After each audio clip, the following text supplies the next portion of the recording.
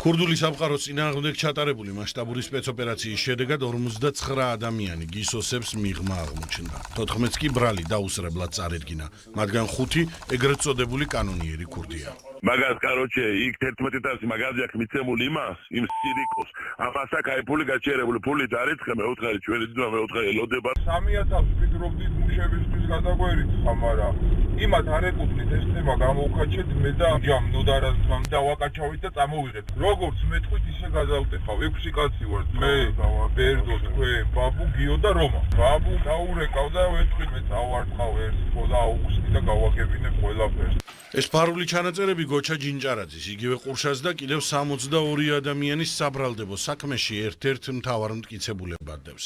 გამოძიებით დადგინდა, რომ ბრალდებულები საზღვარგარეთ მყოფ ეგრეთ წოდებულ კანონიერი ქურდების დავალებებს ასრულებდნენ. საქმეებს საკუთარი წესებით აგვარებდნენ, დაუმორჩილებლებს კი ფიზიკურ და სიტყვიერ შეურაცხყოფას აყენებდნენ და ოჯახის წევრების სიცოცხლის მოსპობით ემუქრებოდნენ. ბრალდებულებისა და მოდავე მხარეების მონაწილეობით სხვადასხვა დროს საქართველოში და საზღვარგარეთ ეგრეთ წოდებული ქურდული გარჩევები ეწყობოდა, რომლებშიც საზღვარგარეთ ყოფი კანონიერი ქურდებიც მონაწილეობდნენ.